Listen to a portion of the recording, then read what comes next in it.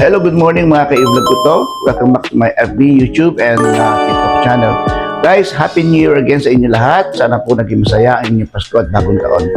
Medyo hindi po ako nakapag-content ng mga nakarang araw dahil po naging busy ako. Ngayon po, January 5 na, magluluto po ako ng spaghetti. Wala po okasyon na, kasi kahit sa akin po naman, kahit na Pasko at bagong taon, bukod sa nagluluto ako nung Pasko bagong taon, kahit wala naman po okasyon, nagluluto ako ng mga panghanda kahit naman po walang okasyon.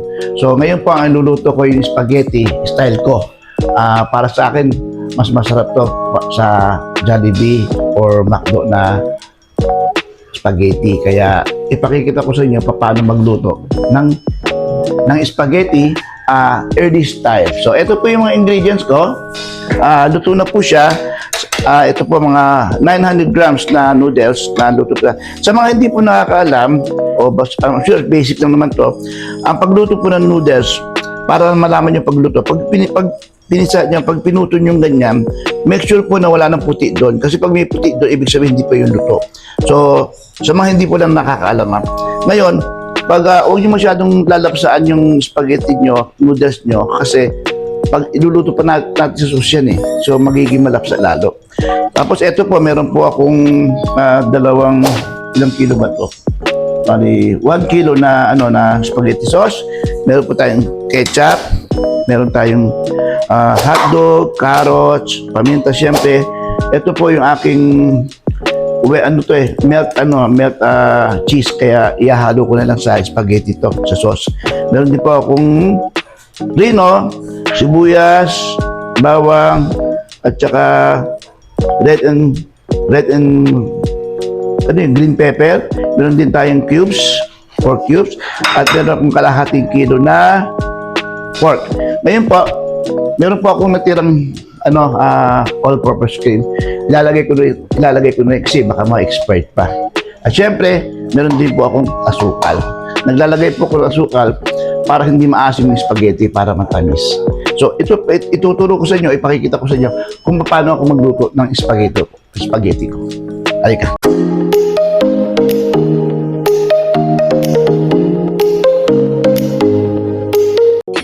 Okay, let's go guys. Magluluto tayo ng spaghetti. Siyempre, kailangan painitin nyo muna yung inyong kawali at lagyan ng mantika. Yan. Alam ko naman guys, basic lang yung pagluluto ng spaghetti. Halos karamihan alam magluto ng spaghetti. Pero sa mga hindi familiar o hindi pa nakakaalam magluto ng spaghetti, ganito po ang pagluluto niyan. Siyempre, kailangan painitin natin ng mantika. At ang una natin gagawin,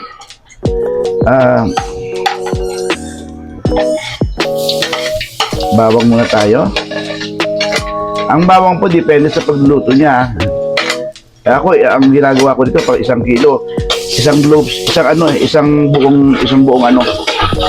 buong bawang nilalagay ko. Tapos sibuyas na tayo.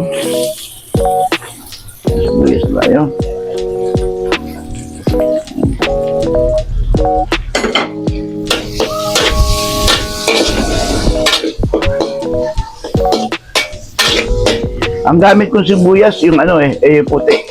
Mas gusto kasi yung puti. Kasi pag bumibili ako ng sibuyas, yung puti kasi matagal siya mabulok. Kaya ang binibili ko sibuyas yung puti. Pero siyempre, mas masarap yung pula. Kaya lang, para sa akin, yung puti ang aking ginagamit.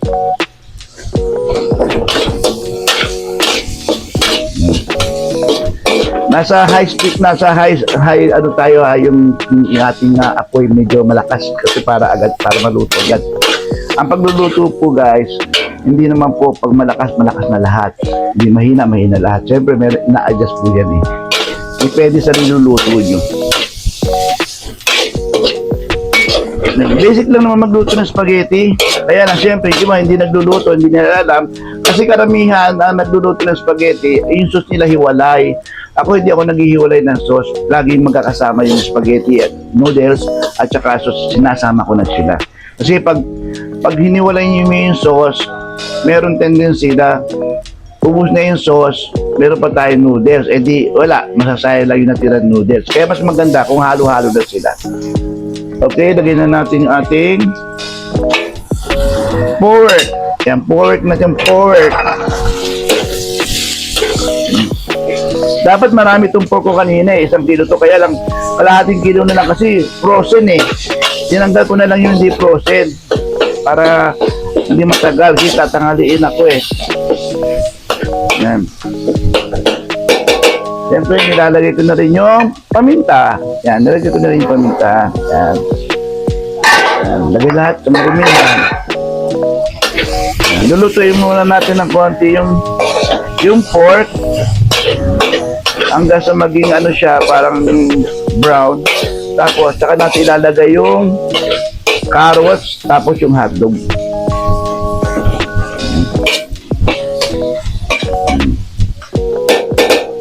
Hindi naman na hindi naman sa pag nagluluto ka ng spaghetti o biko o macaroni o whatever, eh may okasyon na. Sa akin po, kahit hindi Pasko, kahit hindi bagong taon, basta gusto kong kumain, nagluluto ako. Kaya karamihan po kasi pag nagluluto ako, tapos binibigyan ko sila, sabi sa akin, ano okasyon? Ang sagot ko sa nila, hindi ba po pwede magluto ng spaghetti o macaroni o anong panghanda yun ng walang okasyon? Siyempre sa akin, nang may okasyon pala, pero sa akin, kahit wala okasyon, nagluluto ako niya, basta gusto ko magluto. Yung iba kasi nagluluto pag may okasyon lang eh. Sa akin hindi.